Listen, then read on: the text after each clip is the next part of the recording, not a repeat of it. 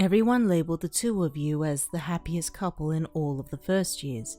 The both of you were constantly sporting a toothy grin, laughing alongside your friends, and you were both a couple of goofballs.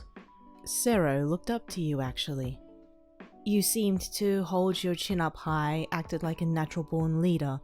You were always the first person to offer your help, and the first person people warmed up to.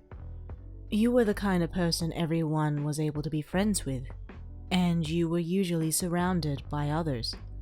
But Sero knew something the others around you didn't. You'd call him in the middle of the night, voice barely above a whisper, and ask if he still loved you.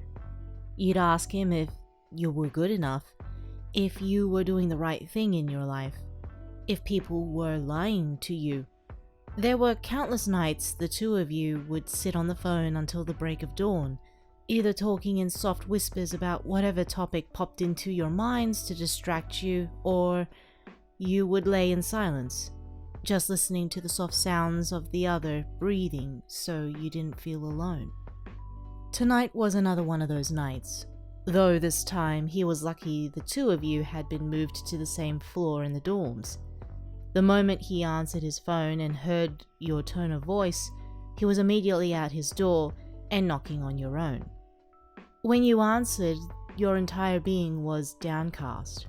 Your eyes were puffy, your cheeks were tear-stained, your body was shaking. Pushing his way into your room and closing the door behind him, he had a hand on your lower back to lead you over to your bed, where he laid the both of you down.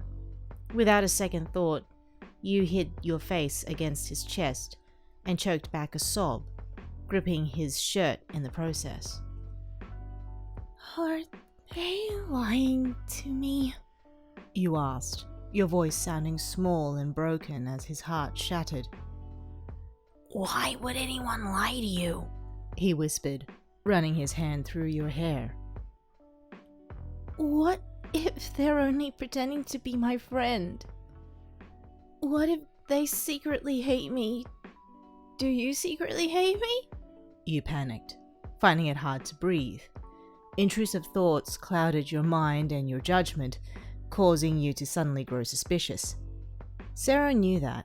You couldn't help but wonder if the people around you were truly interested in knowing the real you, or if you were interested in the sunshine version of yourself. Your insecurities ate away at you when you were alone, making you feel like someone else. I don't secretly hate you. I actually like you a whole lot, he said, kissing your forehead gently before smiling against your skin. And I know everyone else likes you too. All of you. Even the parts of you that feel like this. I mean, what is there to not like? You're like one of the parent friends to everyone. You take care of them and brighten their day. I mean, look. Sometimes you completely blind me with that smile of yours. You took a deep breath, tilting your head up to look at him. Seeing the large smile on his face prompted you to laugh a bit, returning the gesture with a softer smile.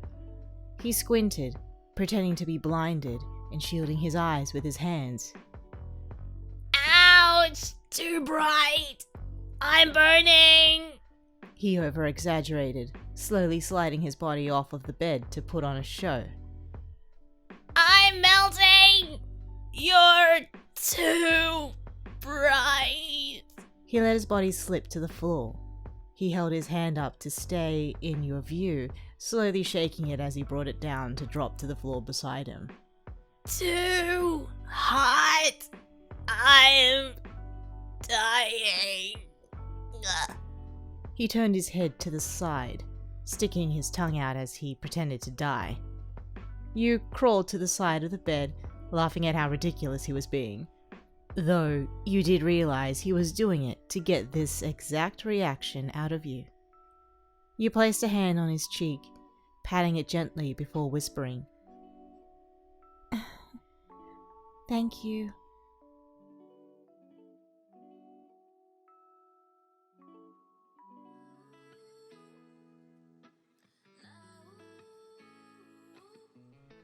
Your face was buried in the crook of his neck while he used his arms to surround you, shielding you from the world. He took a moment to think about how you got to this position, and what he could do to mend the pain in your heart.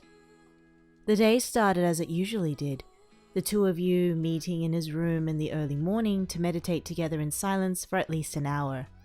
Fast forwarding past what he deemed a normal breakfast and class session, he focused on the training session you were in before lunch. You seemed happy as usual, only growing serious when you needed to focus. Otherwise, you were laughing loudly and joking with the rest of the class.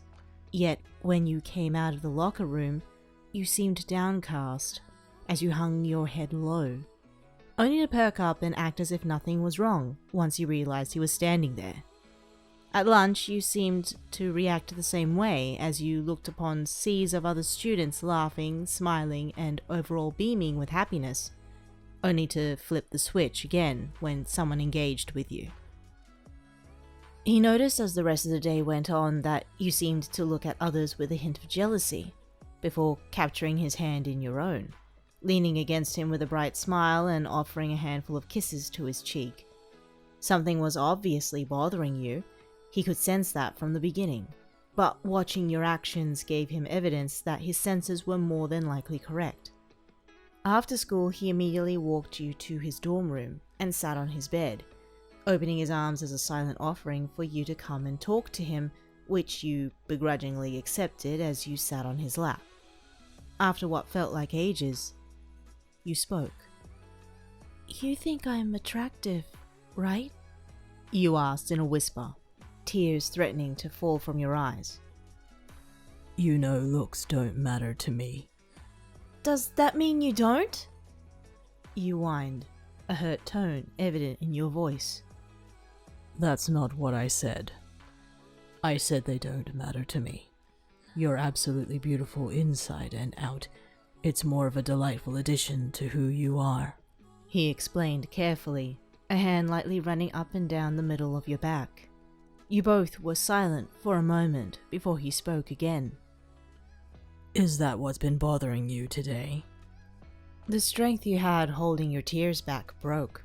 The moment the first tear rolled down your cheek, he quickly wrapped his arms around you, creating a sort of shield between you and the world, so you could let your guard down, and weaknesses show in private. Your breath started to shorten as your body racked with sobs. He laid his head on top of yours and hummed softly, letting you get your emotions out for a while before whispering gentle compliments, reassuring you that he thought you were the most beautiful person in the world. He mainly kept it quiet, humming every now and again to calm you down or let you know he was listening. He took a glance down at you once you grew quiet, noticing that you'd fallen asleep. Putting his arms down, he was sure to put a hand on your lower back and run one through your hair to keep you feeling safe and keep you asleep. His eyes fell on your face as he analyzed it all. Your tired, puffy eyes, your tear-stained cheeks, the corners of your mouth that normally stretched to a smile drooped down low. You were always bright, warm, so strong and confident that he had moments where he wasn't sure he was worthy of your presence. Yet, even the sun had to go down for the night, just as your shine turned to dark with your negative thoughts and worries about yourself. He accepted you for who you were, both the sun and the moon. He'd always be willing to protect the entire day that you provided the world and love you through it all.